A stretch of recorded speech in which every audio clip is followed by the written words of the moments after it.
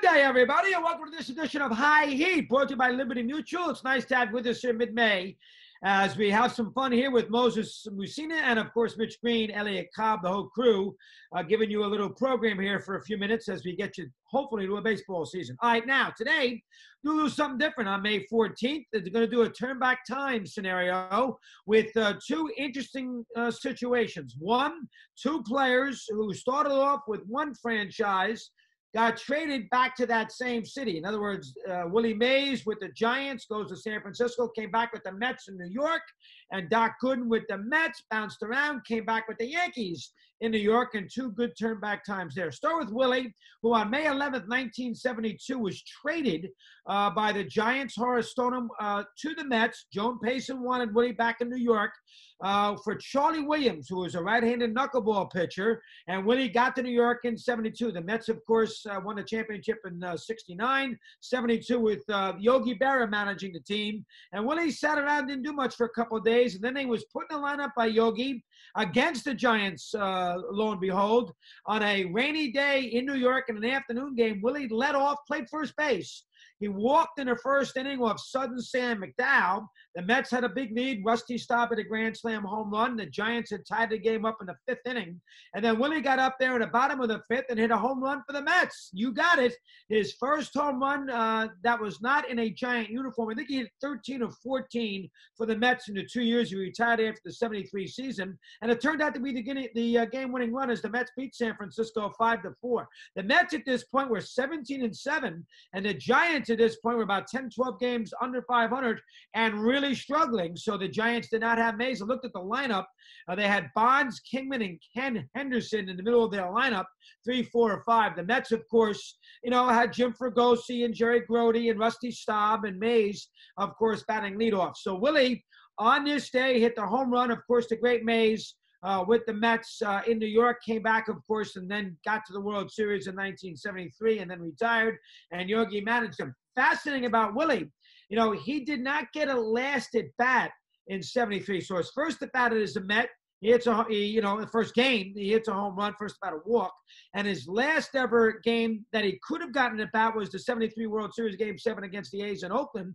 2 on, 2 out, top of the ninth, down 5-2 with lefty Darrell Knowles pitching.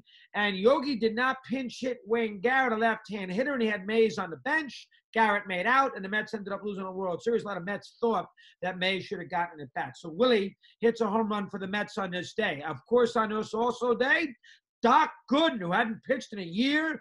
He, of course, George Steinbrenner, a fascination with ex-Mets, wanted to bring him back to the Yankees. Darryl Strawberry came back a little later on in the summer. Doc Gooden pitched in 96 for the Yankees. He won 11 ball games. And on this day in his 12-year career, he pitched his first no-hitter. It was against Seattle, the first appearance against Seattle since that riveting 95 divisional series between the two teams in which the Mariners won in 5 games.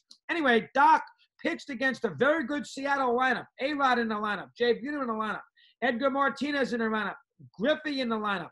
And Doc, despite 6 walks, got 2 runs to work with early, got a nice catch out of Gerald Williams early in the game on an A-Rod at bat. First at bat of the game, and you thought maybe, it would have been a big hit.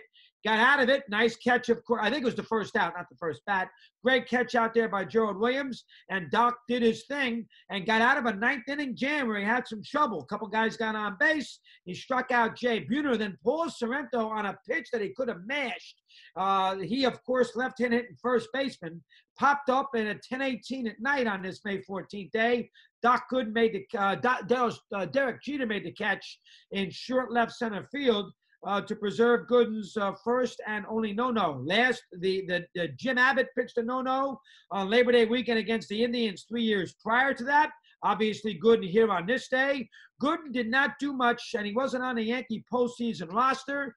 He had a bad September, dead arm, came back the next year and pitched some too, but this was his first big day as a Yankee with the no-hitter. He had come close to the Mets on a couple of occasions. One year he got into the 8th inning against the Cubbies, I believe it was. And remember, the Mets up until this point had not had a no-hitter in their franchise history. Santana snapped that there about, 10 years ago.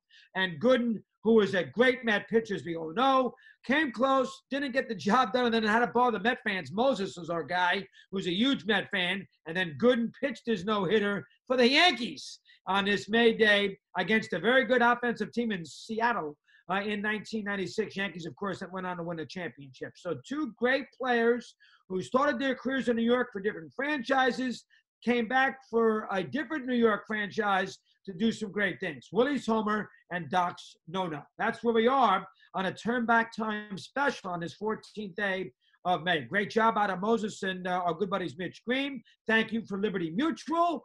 We will see you down the road on this May scenario. Hopefully we get some baseball. Adios.